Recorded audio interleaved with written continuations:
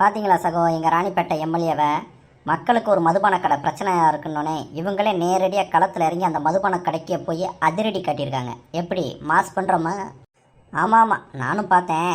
நல்லா background music போட்டு நிறைய எஃபெக்ட்லாம் ஆட் பண்ணி வீடியோ நல்லா மாசாக பண்ணியிருந்தீங்க. சகோ, என்ன நக்கல் பண்ணுறீங்களா? நக்கல்லாம் பண்ணல அணியில், நீங்கள் பண்ணதான் தான் சொல்கிறேன். உண்மையிலேயே உங்களுக்கு அந்த மதுபான கடையை மாற்றணும் அப்படின்ற எண்ணம் இருந்திருந்தா கவர்மெண்ட் ஆர்டர் பாஸ் பண்ணதுக்கு அப்புறமும் ஏன் இந்த மதுபான கடை இந்த பிரச்சனைக்குரிய இடத்துல இருக்குது அப்படின்றத துறை சார்ந்த அதிகாரிகளை கூப்பிட்டு விளக்கம் கேட்டிருக்கலாம். அந்த கடையை மாற்றுவதற்கான வேலைகளை பார்த்துருக்கலாம். ஆனால் அதை பண்ணாமல் நேராக கிளம்பி போய் ஒயின் ஷாப்பில் இருக்கக்கூடிய சேல்ஸ்மேனுக்கிட்ட கடையை மாற்றுங்கன்னு சொன்னால் அந்த சேல்ஸ்மேன் என்ன கவர்மெண்ட் ஒயின் ஷாப் ஓனரா உடனே மாற்றுறதுக்கு?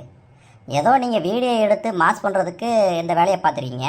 அதான் நான் வீடியோ நல்லா இருக்குன்னு சொன்னேன். சகோ, அது அப்படி இல்லை சகோ. களத்தில் இறங்கி என்னத்தை நீங்கள் களத்தில் இறங்கி களை எடுக்க போகிறீங்க?